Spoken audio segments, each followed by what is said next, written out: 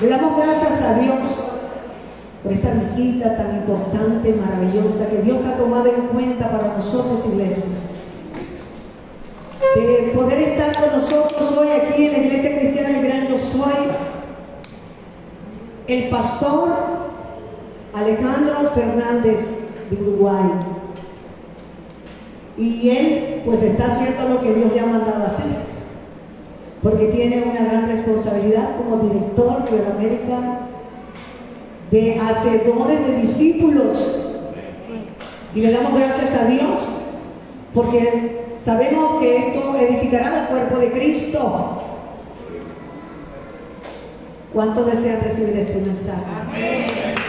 Gloria a Dios. Denle un aplauso. Vamos a estar hablando de pastor con mucho gusto aquí. Este lugar es para usted, para predicar el mensaje que estamos anhelando recibir como la Iglesia de Gran Yo Soy. Bienvenido a esta casa, que es su casa también. Muchas gracias, apreciada pastora.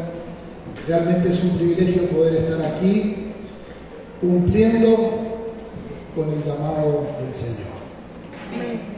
A veces no tenemos muy claro a qué nos llama el Señor, tenemos inquietud en nuestro corazón, tenemos deseos de servir a Dios, pero nunca estaremos equivocados respecto del llamado del Señor si nos proponemos hacer discípulos. Amén. Porque el gran llamado extendido a cada uno de los integrantes del cuerpo de Cristo, a cada uno de los redimidos, a todos los hijos de Dios, a quienes nos ha sido dado el privilegio de ser llamados para salvación y preparados desde antes de la fundación del mundo, para buenas obras, las cuales Él preparó de antemano para que andemos en ellas. A todos nos ha sido entregada esta comisión. Ir y hacer discípulos a todas las naciones, bautizándolos en el nombre del Padre y del Hijo y del Espíritu Santo, enseñándoles que guarden todas las cosas que os he mandado, y aquí yo estoy con vosotros todos los días hasta el fin. Ese es nuestro llamado genérico. Pero también se ha transformado en los últimos años de mi vida en un llamado específico, ya no simplemente para ser discípulos, sino para desafiar a la iglesia y para equipar a la iglesia donde quiera que ella se reúne, de todas las denominaciones, de todas las naciones a las que podamos alcanzar, para estimularlos a retornar al estilo, al modelo original, el que Cristo desarrolló cuando equipó a los 12. Cuando les dio la comisión, ninguno le preguntó: Maestro, ¿qué quieres decir con esto de hacer discípulo? Sabían perfectamente bien por qué, porque lo habían vivido 3 años y medio. Ninguno le pidió el currículum de qué curso tenían que hacer. Ninguno de los 11 le pidió la lista de chequeo de los 15 ítems fundamentales para ser un discipulador eficaz. Sabían perfectamente bien que lo que tenían que hacer era lo que Cristo había hecho con ellos. Porque ese era el estilo en el judaísmo, donde el maestro se rodeaba de sus discípulos, convivía con ellos y los llevaba en los procesos para ir construyendo en ellos el estilo de vida del rabino, del maestro. No era simplemente un curso académico, había que vivir. Al punto marcó la diferencia en aquellos días. Hay 2 maestros que se destacan en la Biblia, en el Nuevo Testamento, que lo hace el gran conjunto de los creyentes y de los no creyentes de aquella época, que a Jesús le llamaban maestro. Jesús es el número 1. Pero había alguien que era destacado como maestro en el tiempo contemporáneo de Jesús. Era un tal maestro Gamaliel. Y Pablo lo destaca, formado a los pies de Gamaliel. Es decir, Invertí tiempo de mi vida al lado de mi maestro para aprender por observación, para aprender andando con él. Una vez le preguntaron a Billy Graham en el marco de una cruzada en la ciudad de Londres, la prensa liberal de aquellos días, queriendo presumir de liberalismo la prensa y arrinconándolo contra las cuerdas a Billy Graham para dejarlo en ridículo o tratar de hacerlo parecer obsoleto. Y le dijeron, con el mensaje que hemos estado escuchando estos días, pareciera que usted nos quiera llevar culturalmente 200 años atrás. Y Billy Graham sacó una libretita, un lápiz y anotó, denme un segundito, y tomó nota así, volvió a guardarse. Le agradezco su comentario porque en realidad me ayuda para mejorar mi mensaje. Evidentemente he cometido un error. Si ustedes entendieron que los quiero llevar 200 años atrás. Porque mi intención es hacer volver al cuerpo de Cristo 2000 años atrás.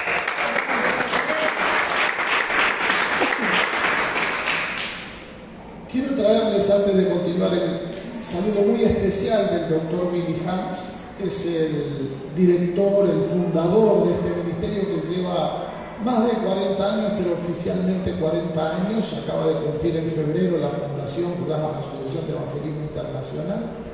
Y quiero también traerles, junto con eso de todo el equipo, tenemos un equipo que ya se sigue extendiendo en el continente y en otros continentes también. Estamos en más de 40 países y ya con materiales preparados en más de una decena de idiomas. Quiero darles también el saludo muy especial de mi esposa, Ana, y de mis 5 hijos, Sara, Josefina, María Paz, Ana Matilde y Juan Pedro. Sara tiene 12 años y Juan Pedro 5. Están en escalerita ahí, 1 año y medio, 2 años entre cada uno. Ellos les mandan muchos saludos también y están orando por nosotros para que Dios haga su obra en medio nuestro. Es la forma en que ellos a la distancia participan prestando a papá para que juntos cumplamos la obra del ministerio al cual el Señor nos ha llamado. Quiero agradecer y destacar la presencia y el acompañamiento de mi querido amigo Jerry Acosta. Él es el director de discipulado en la Alianza Evangélica de Panamá. Él está coordinando todos los esfuerzos en las distintas regiones de toda esta preciosa nación y él está impulsando junto con nosotros, siendo parte ya de nuestro equipo, para que cada iglesia local, no importa el tamaño que tenga, la denominación a la que pertenezca, tenga la oportunidad de ser equipada para volver 2000 años atrás, a decir de Billy Graham, al modelo eficaz de hacer discípulos. La pregunta que yo puedo hacerles ahora, y ustedes, es para la reflexión, es una pregunta retórica. ¿Somos llamados a ser creativos o somos llamados a ser obedientes? Si me amáis, ¿cuántos aman a Jesús? Guardad mis mandamientos. ¿Qué hemos de hacer nosotros? ¿Inventarnos maneras de hacer lo que Cristo nos dijo que hiciésemos o hacer exactamente lo que Jesús nos dijo hacer? Pues la iglesia se ha puesto demasiado creativa. Pero no es un accidente. La iglesia debió tratar de recuperar el vigor espiritual para llevar adelante la gran comisión, porque el modelo original se había perdido literalmente. En el siglo IV, cuando la iglesia se institucionaliza, ya nadie hacía discípulos. Durante 400 años hacían discípulos al estilo de Jesús. No había seminarios, no había facultades de teología, no había universidades, no había templos. Durante más de 200 años no había Nuevo Testamento. Se estaba escribiendo. Y mientras se escribió todavía no se identificaba bien qué era inspirado y qué no. Y finalmente hubo un reunión, un concilio, donde se definió cuál era el texto inspirado del Nuevo Testamento. Imagínense la precariedad de esos días donde no había medio de comunicación masiva, lo más rápido era subirse a un carro o a un caballo y acelerar dándole unos azotes a un caballo veloz, y así era la mayor velocidad a la que podía correr la palabra de Dios. Sin embargo, en menos de 100 años los gobernantes decían: ustedes que trastornan al mundo. Hoy, 21 siglos después, decimos el mundo que trastorna a la iglesia. En aquellos días los gobernantes decían: ustedes que lo han cegado todo de Cristo. Nosotros miramos los templos y nos avergüenza ver cómo el mundo ha llenado la teología, la adoración, los usos y costumbres, la liturgia y hasta nuestro estilo de vida y nuestras conversaciones. Empezamos a redefinir términos y hemos sacramentado pecado cambiándole la terminología. Para algunos avaricia hoy es prosperidad. Y así fueron cayendo muchos términos. Satanás ha sido maestro artífice en la distorsión de los términos bíblicos. Padre de toda mentira, pero no puede mentir siendo demasiado evidente. Él introduce sutilezas y pequeños cambios. Y en el siglo IV, a pesar de que fue favorable para la iglesia que pudiéramos estar en paz y sin persecuciones, la distorsión del modelo original fue categóricamente catastrófica, porque se produjo algo que duró siglos, a lo que se llamó la Edad Media o el oscurantismo, donde la palabra de Dios estaba encadenada y no se predicaba. Y lo que se hacía en los templos era una lectura de una liturgia en latín y de espaldas a la congregación. Y más que proponer la palabra de Dios, lo que se hacía era propuestas favorables al interés del imperio. ¿Les suena conocido siglo XXI? Hoy buena parte de la iglesia empieza a emparentar con discursos políticamente correctos y asociados al poder de turno, donde inclusive se usan los púlpitos para presentar candidatos. No somos llamados a gobernar la tierra. Cristo ya gobierna el universo. Somos llamados a redimir a los perdidos y somos llamados para que lo que está en condenación venga a salvación. Porque Cristo no vino a condenar al mundo, sino para que el mundo sea salvo por él. Y la metodología para salvar al mundo es hacer discípulos. Amén. A finales de la Edad Media se produjo un despertar, un querer volver a la razón, porque ya no se razonaba, eran todos sometidos a un misticismo religioso con ignorancia, y hay un fervor que sin duda que el Espíritu Santo lo tiene que haber producido, porque se produjo algo que hoy conocemos como la Reforma. Esos intentos de volver a la Escritura, de traducirla. Muchos fueron quemados en la hoguera y finalmente el que sobrevivió, Lutero, se le llama el padre de la Reforma, aunque no lo fue. Muchos murieron antes haciendo lo mismo. Él logró sobrevivir. Y la Biblia fue puesta en el lenguaje de cada región. Vuelve la predicación. Siglos más tarde vuelve la enseñanza, parte del proceso de hacer discípulos. Primero le predicamos a los perdidos para que tengan fe, crean, se arrepientan y nazcan del Espíritu. Luego enseñamos a los convertidos para poner fundamento. Pero tenemos que seguir lo que empieza a suceder a finales del siglo XIX y principios del siglo XX, a entrenar las habilidades ministeriales y espirituales de cada hijo de Dios, porque la Escritura dice: los dones se perfeccionan con el uso, es decir, los dones mejoran con el entrenamiento. El problema es que la iglesia no ha entrenado durante 16 siglos y ha sido muy espontáneo, muy precario, muy rudimentario el ejercicio de hacer discípulos conforme al modelo bíblico por carecer de un entrenamiento eficaz, porque se perdió en la historia.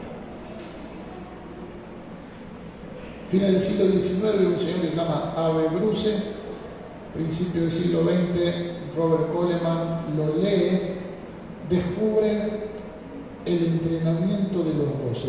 ¿Y qué es lo que dicen estos autores? Robert Coleman escribió un libro que lo usamos en todos los seminarios, se llama El Plan Supremo de Evangelización. ¿Y qué es lo que dice? Que Jesús entrenó a 12 hombres para que hicieran discípulos para evangelizar al mundo. No equipó 12 hombres para que fueran evangelistas y hicieran campañas. No equipó 12 hombres para que fueran pastores de iglesia. Equipó 12 hombres para que, siendo entrenados como hacedores de discípulos, entrenaran a hacedores de discípulos, que entrenaran a hacedores de discípulos generación tras generación, nación tras nación, hasta que Cristo venga. Amén. Y se cortó en el siglo IV. Hoy estamos volviendo ahí. Y quiero empezar por el principio de la vida espiritual. Quiero empezar donde Jesús empezó, con un pasaje que nos trae a luz algo que ha quedado escondido, porque hasta he visto sacar a veces parte del contexto en este pasaje tan claro, tan evidente, pero que a causa del complejo de culpa nos enfocamos solo en uno de los aspectos de este pasaje. Y me refiero a Juan capítulo 21, versículo 15 en adelante. ¿Quién no se ha sentido culpable? ¿Quién no ha fracasado en su vida espiritual? Dice Juan, el que dice que no tiene pecado hace a Dios mentiroso. Mas si confesamos nuestros pecados, Él es fiel y justo para perdonarnos y limpiarnos de toda maldad. Cuando pecamos nos sentimos culpables y estamos buscando una forma de resolver. Y como no se nos ha insistido tanto en que mediante la confesión Cristo puede limpiar inclusive nuestra conciencia de malas obras, nos quedamos envueltos en la culpa. Y a veces ni siquiera confesamos, simplemente nos esforzamos para no pecar más. Pero no funciona porque el corazón está sucio. Y un corazón sucio de pecado queda esclavo del pecado, rehén del pecado, y no despegamos. Pero, ¿quién es la persona que se sintió más culpable después de Judas, que no resolvió el problema entre los 12? Le negó 3 veces. Y cuando lo vio a los ojos a Cristo, lloró amargamente. No había quien le hiciera sentir libertad de esa culpa terrible que había en su corazón.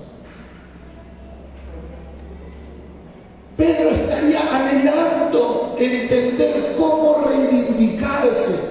No le alcanzaba con confesar, necesitaba volver a mirar al maestro y saber que el maestro no lo condenaba. Y miren lo que dice el capítulo 21, versículo 15. Cuando hubieron comido, Jesús dijo a Simón Pedro: Simón, hijo de Jonás, ¿me amas más que estos? ¿Por qué le hizo esa pregunta? Porque Pedro le había prometido hacía unos días atrás: yo te seguiré hasta la muerte. Y Jesús le dijo: es cierto, te digo que antes que el gallo cante 3 veces, por cierto, me negará 3 veces. Cantó el gallo y Pedro reconsideró. Y vio que su corazón no era firme y entendió. Pero ahora Jesús le está preguntando y recordando esa afirmación. Y 3 veces le pregunta: Pedro, ¿tú me amas? Y todavía más que estos, la primera vez. Y le respondió: sí, Señor, tú sabes que te amo. Él le dijo: apacienta mis corderos. La segunda vez volvió a decirle: Simón, hijo de Jonás, ¿me amas? Pedro le respondió: sí, Señor, tú sabes que te amo. Le dijo: pastorea mis ovejas. Le dijo la tercera vez: Simón, hijo de Jonás, ¿me amas? Pedro se entristeció de que le dijese la tercera vez: ¿me amas? Y le respondió: Señor, tú lo sabes todo, tú sabes que te amo. Y Jesús le dijo: apacienta mis ovejas. Es interesante que siempre he escuchado utilizar este pasaje para reflejar cómo Jesús restaura a Pedro de sus 3 negaciones. 3 veces me negaste y 3 veces te afirmo. Pero no es lo único que podemos extraer de este pasaje. El Señor Jesús no solo estaba rehabilitando a Pedro, restaurando a Pedro, sino que Jesucristo le está indicando que ya no es un amor romántico que espera. No es un amor de sensibilidad emocional. No es un amor de palabras. No es una poesía que hay que traer a los pies del Señor. Es una tarea para realizar en obediencia y con diligencia, con precisión. Pedro, ¿tú me amas? Si me amáis, guardad mis mandamientos. Y había mandado minutos antes ir y hacer discípulos a todas las naciones, que consta en Mateo capítulo 28. Pedro, ¿tú me amas? Mira cómo vas a cumplir una gran comisión que yo te resumí antes. Apacienta mis corderos, pastorea mis ovejas y apacienta mis ovejas. ¿Quieres demostrar mi amor? No me hables más. ¿Quieres demostrar mi amor? No me cantes cancioncitas. ¿Quieres demostrar mi amor? No me digas te amo, te amo, te amo y me llores regando las plantas con tu lágrima. Ni me laves los pies. Si me amas, cumple la gran comisión. Iglesia de Cristo, amas al Señor. Guarda mis mandamientos. Y mire cómo lo desglosa.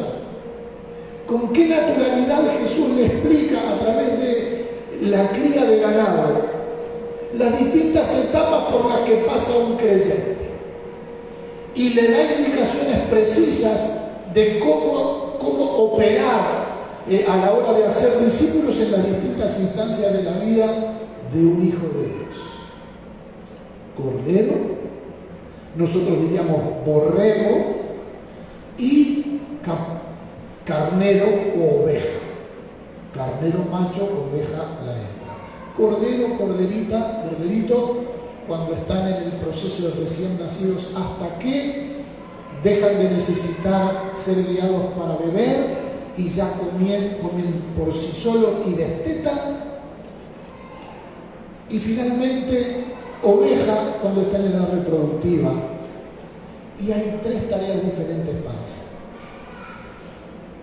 El corderito apacienta mis corderos. ¿Qué significa apacentar? Es permitir pastar serenamente, sin estrés, resguardar al ganado y particularmente a los recién nacidos y recién paridas para que no se estresen, para que aprendan a comer por sí solos.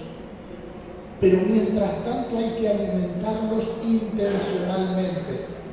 ¿Usted sabe qué sucede con un cordero recién nacido que se le aparta de la madre? Hay que ocuparse intencionalmente, en forma permanente, porque ni siquiera bebe el agua. Porque no olfatea el agua, no puede oler. Puede estar aquí y tener un estanque a 2 metros y sigue buscando porque no olfatea el agua. Todavía no desarrolló la habilidad de oler el agua. ¿Se acuerdan que Cristo dijo: el que en mí cree, de su interior brotarán como qué? Ríos de agua viva, que salten para la vida eterna. Pero el corderito quiere experimentarlo, siente algo, pero hay que seguir bebiendo. El que tenga sed, venga a mí y beba, dijo Jesús. pero el corderito no sabe encontrar a Jesús para beber. El Hijo de Dios recién nacido necesita que intencionalmente un hacedor de discípulos entrenado, una nodriza o un caballero que le cuide, se ocupe de guiarlo cada momento posible a la fuente de agua de vida para que beba. Luego, el corderito va adquiriendo habilidades. Al principio hay que darle el biberón con leche. Hay que permitirle que beba agua, hay que darle leche y luego empieza con pastitos tiernos y se los lleva a pastos tiernos. Pero cuando empieza a ponerse más vigoroso, hay que ayudarlo a encarnar, a hacer carne y a conocer el redil y conocer el campo, y empieza a conocer los senderos y aprende a caminar detrás del pastor y detrás de las ovejas más grandes. Y aprende a seguir la voz de su pastor. Aprende a seguir el andar de las ovejas. Y hay que hacerlo caminar para que desarrolle vigor. Pero llegará una etapa en la vida donde otra vez el Señor Jesús le dice: apacienta. Apacienta mi cordero, quítale el estrés, cuídalo con mucha ternura. Sé diligente en eso, porque los corderitos son muy propensos a morirse. Las aves del cielo los arrebatan, las águilas, los halcones, los lastiman y los matan para comer. Los lobos, los zorros matan decenas de corderos en las majadas si no se tiene cuidado de ellos. Los rediles precisamente por la noche se elaboraban de piedra para que no entraran las alimañas y no mataran a los corderos.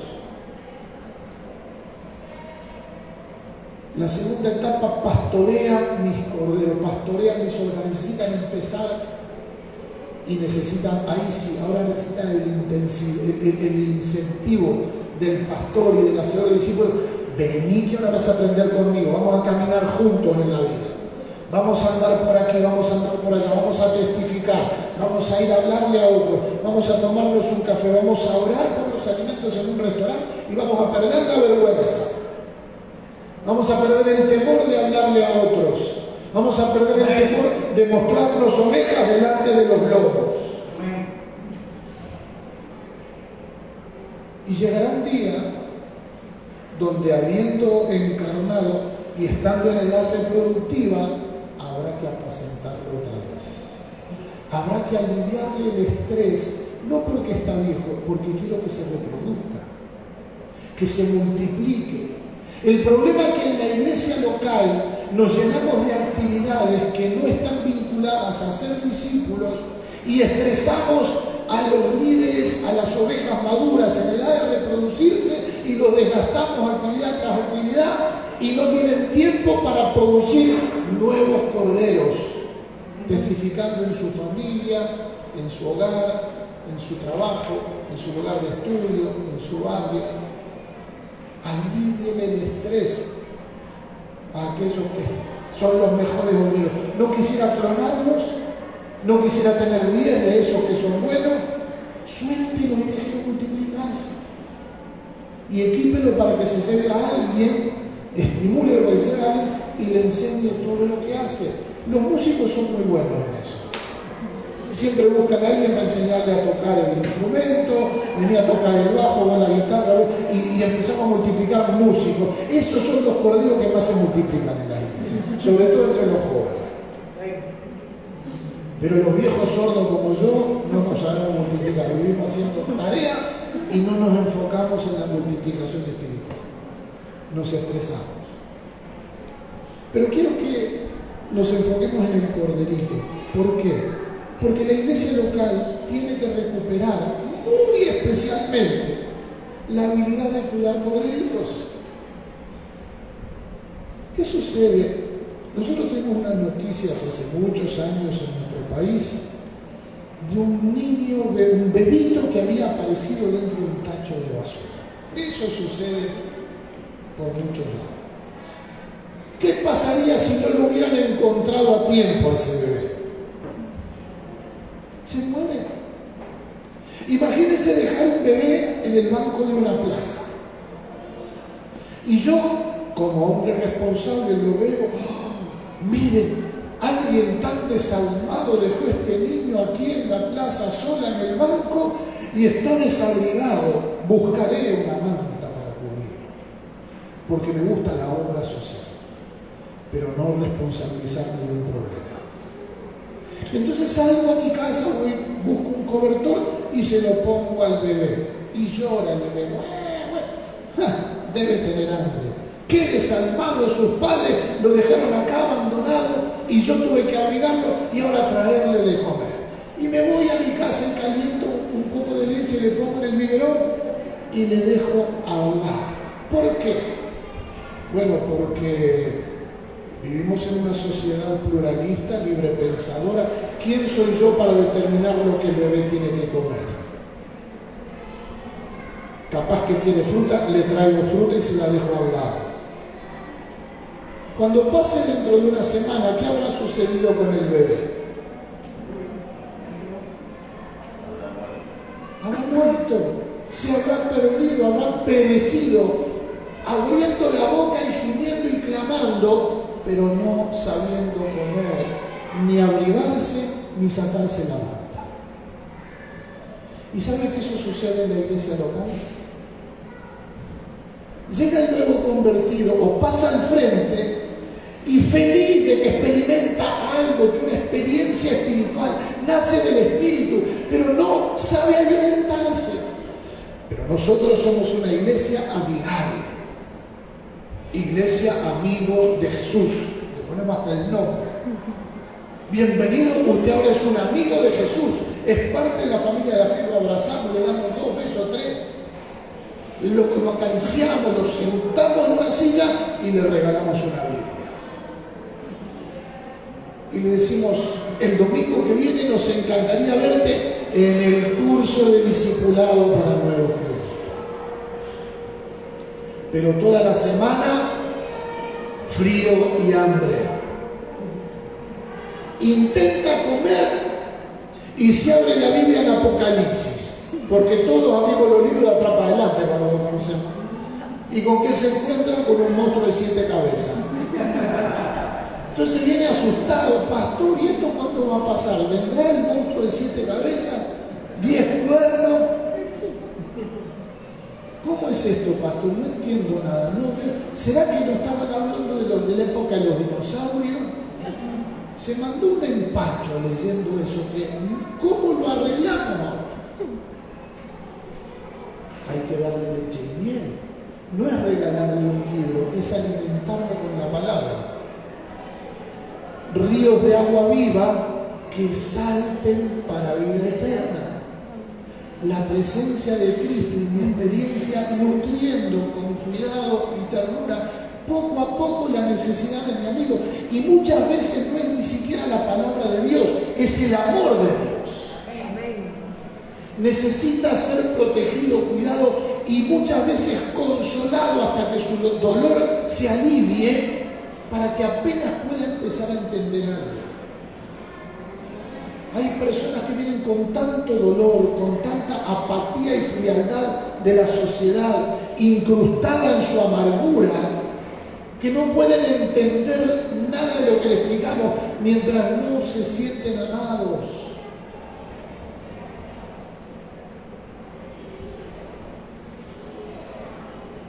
Dios dijo en su palabra, Dios es amor. ¿Y qué le transmitimos nosotros? Te amo, pero de lejos. Te amo, pero hasta ahí.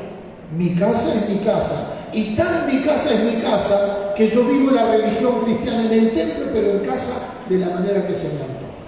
Y por eso no puedo meter un discípulo adentro, porque me voy a quitarle a mi señora, me ve ser áspero con mis hijos, me ve ser inconsistente con mi estilo de vida respecto a lo que reflejo cada domingo, que parezco una pinturita bajada del cielo. Pero, ¿qué tengo que hacer entonces? Porque ese es el problema. Se me mueren sentados en el banco de la iglesia. Les voy a contar una historia real. Yo tuve el privilegio de poder servir durante 11 años con la Asociación Evangelística Billy Graham.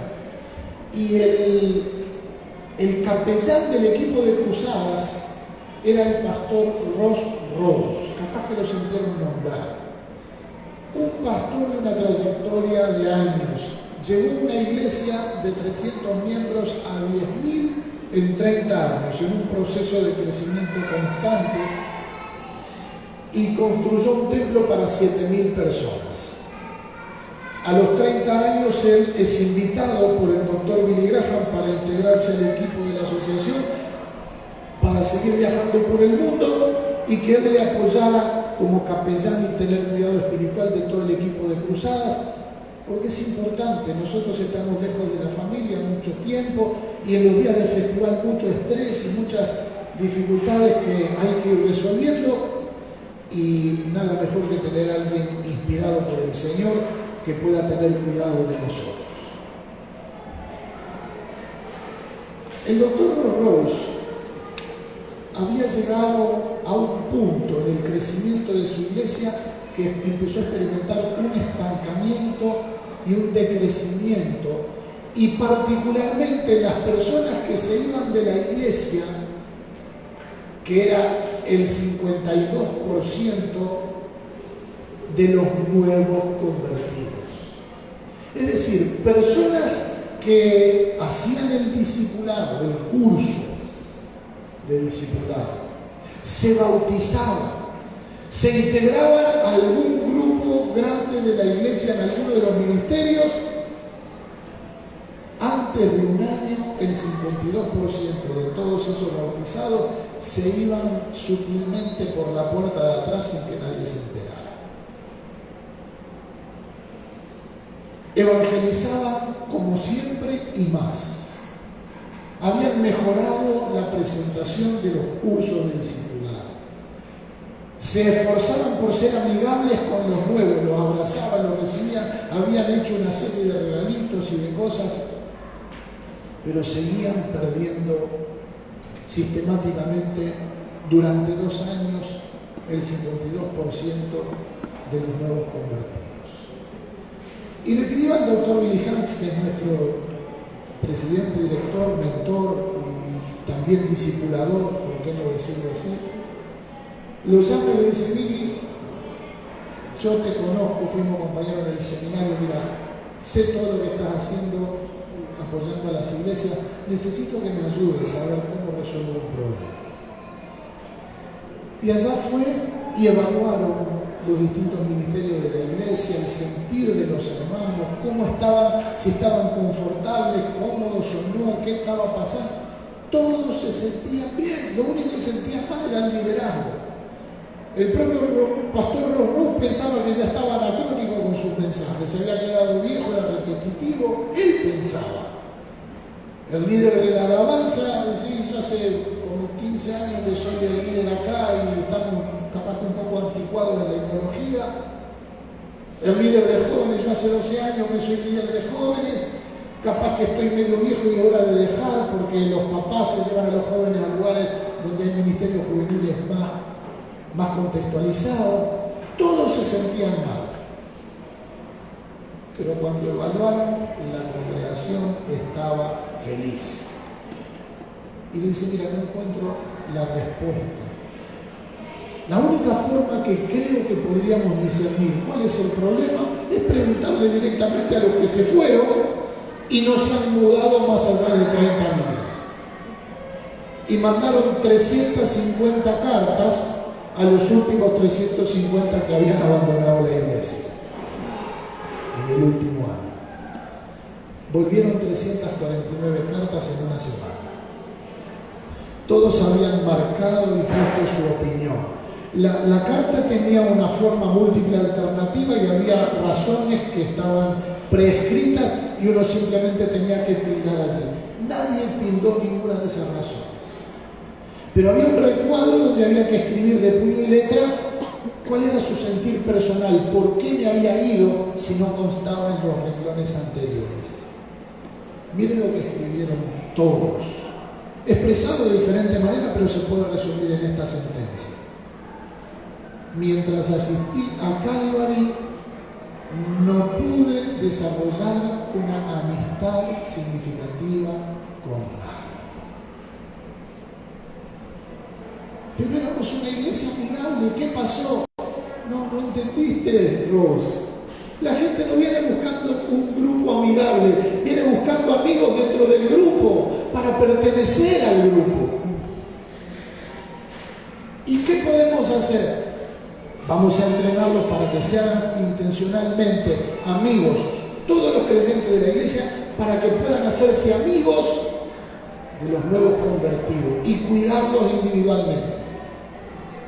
Hicieron un entrenamiento de 198 miembros de la congregación que ya constaban con más de 5.000 personas. Y estos luego entrenaron a otros grupos, cada uno a 10.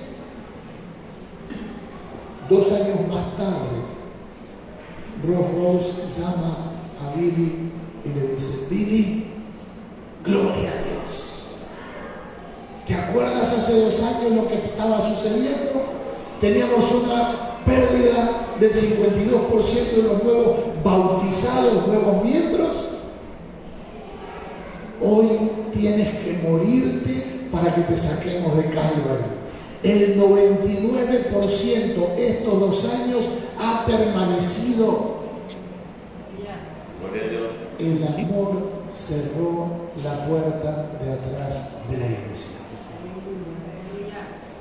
Cuando nosotros entrenamos a nuestra congregación,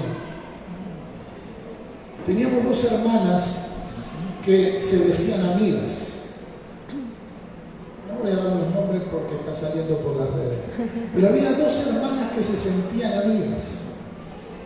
Y cuando los organizamos para que practiquen hacerse amigos durante 7 semanas en un entrenamiento y cumplir algunas rutinas para entrenar las habilidades espirituales de crecimiento y cuidado y multiplicación, muy sencillas, pero profundas y eficaces, estas 2 hermanas vienen al domingo siguiente y yo les pregunto: ¿cómo les fue?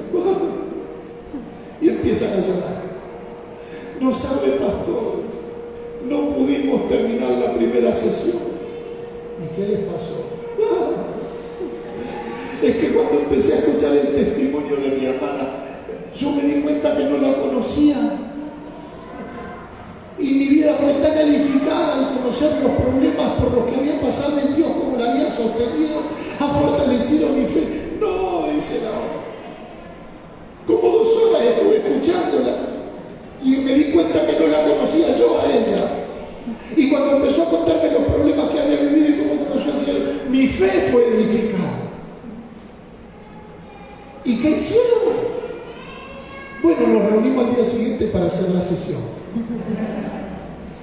4 horas habían estado conociéndose y hacía 5 años que eran amigas. ¿Qué clase de amistad es esa? Cristo le dijo a los discípulos: ya no los llamaré siervos, os he llamado amigos, porque todas las cosas que he conocido de mi Padre, que he oído de mi Padre, os las he dado a conocer. ¿Qué está diciendo Jesús? Les conté todas mis intimidades. Todo lo profundo de Dios se los he dado a conocer. Y todavía Felipe le dice: muéstranos al Padre y nos basta. Y Jesús le dice: tanto tiempo hace que estoy con vosotros y no me habéis conocido. El que me ha visto a mí, Felipe, ha visto al Padre. Y el problema de los nuevos convertidos es que no ven a Jesús porque nosotros no se lo mostramos. Cristo mora en nosotros y debemos amarle profundamente, aunque sea el borracho de la esquina o la prostituta de la otra funda.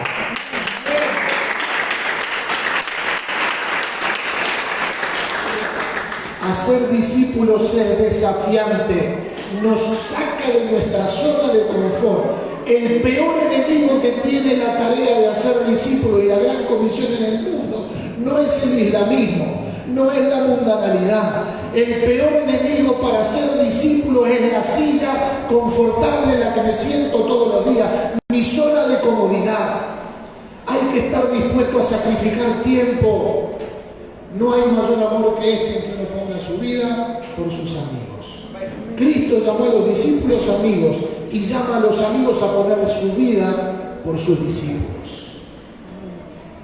¿Y qué es poner la vida? ¿Voy a dejarme matar por él?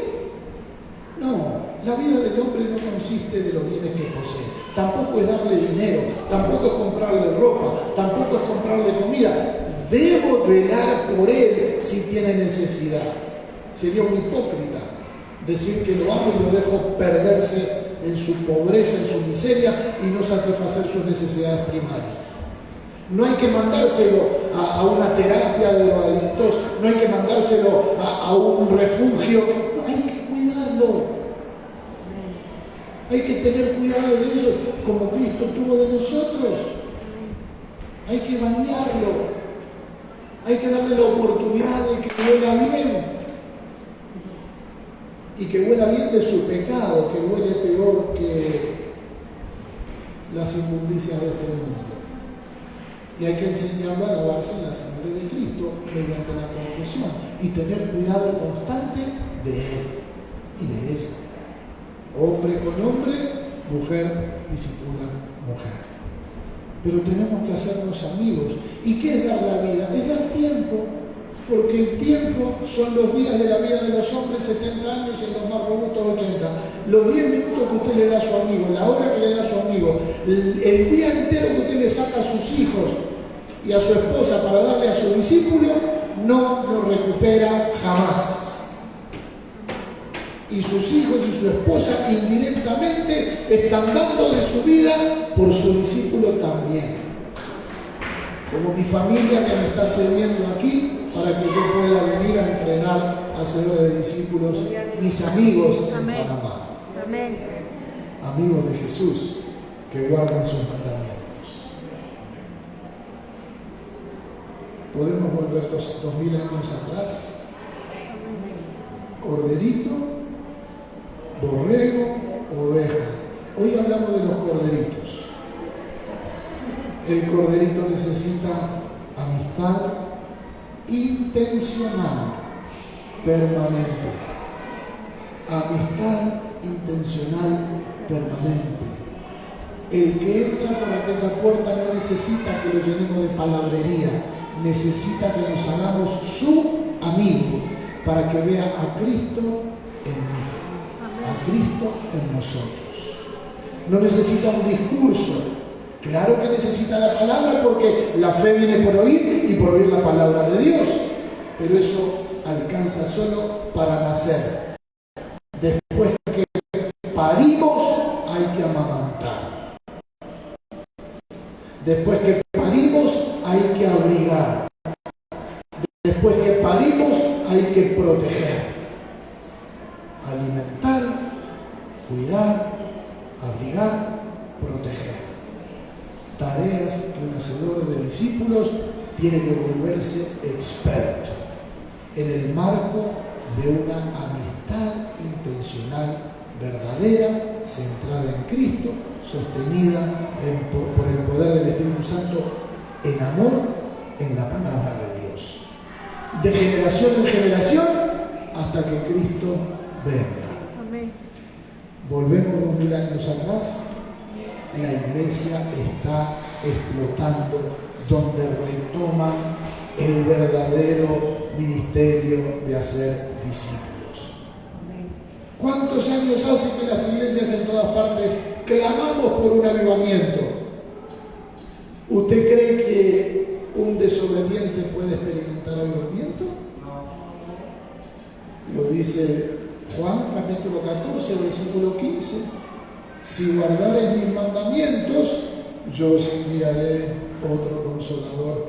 La obediencia es la que trae la presencia de Dios, no el griterío, no los ayunos y el ascetismo.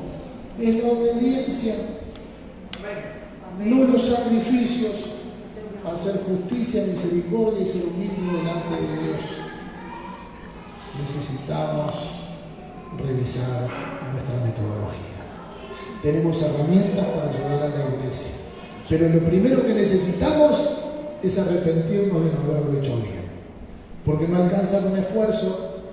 Cuando no hacemos algo bien, ¿cómo se le llama? Empieza con P. Pecado. Dígalo. El que diga que no tiene pecado hace a Dios mentiroso. Mas si confesamos nuestros pecados, Él es fiel y justo para perdonarnos y limpiarnos de toda maldad. El que no hace lo bueno, le es contado por pecado. Y no haber hecho discípulos a la manera de Jesús por 1600 años es el terrible y triste pecado de la iglesia histórica. Porque le hemos llamado discipulado a cursos de teología, de doctrina, de preparación para el bautismo o de lo que sea, pero eso es apenas una parte. Si no, la academia sería eficaz en producir discípulos y no lo es. Necesitamos amar relaciones interpersonales. Vamos a pedirle al Señor, perdóname. Y vamos a orar el uno por el otro para que seáis sanados, porque dice, confesad vuestras ofensas los unos a los otros y orad los unos por los otros para que seáis sanados. Y después sí, rindiéndonos cuenta mutuamente, ponemos manos a la obra. ¿Y qué hiciste para ser discípulo? ¿Te estás preparando? ¿Estás orando? ¿Viene la herramienta? ¿Nos vamos a entrenar? ¿Estás haciendo algo? ¿Estás orando? Empiece orando, Señor, dame uno para ti. Quiero tener mi propio discípulo, cada uno de nosotros. Si cada uno de nosotros cada año hace un solo discípulo, nos duplicamos todos los años. ¿Se duplicaron este último año? Algunos sí, otros también, pero muchos otros no. Nosotros podemos duplicarnos. Yo puedo duplicarme cada año cuidando a alguien en especial. Vamos a orar. Y con sus propias palabras, pídale, diálogo de corazón, algo sinceramente. Dígale, Señor, creí estar haciendo todo lo que tenía que hacer, pero ahora veo, mirando 2000 años atrás, que no ha sido suficiente. Perdóname, enséñame a ser discípulo, entrena mis habilidades, tráeme sabiduría, porque el que gana almas es sabio. Bendito Dios y Padre Celestial, gracias. Gracias por tu palabra. Perdónanos porque siempre podemos mejorar, siempre podemos perfeccionarnos. Permítenos aprender y aprender más y aprender mejor y llegar a la excelencia y multiplicarnos vez tras vez, pero teniendo cuidado en amor del fruto que tú nos das. Padre, bendice esta tu familia, esta tu casa, esta tu gente, esta tu iglesia, Señor. Por ella tú diste la vida, por ella derramaste tu sangre. Capacítala más y más, llenándola de tu Espíritu Santo por su obediencia. Te bendecimos, oh Dios, y te damos gracias en el precioso nombre de Jesucristo nuestro Señor. Amén, amén y amén. 3 cosas voy a repetir. Apacienta mis corderos, pastorea mis ovejas, apacienta mis ovejas. Dios le bendiga.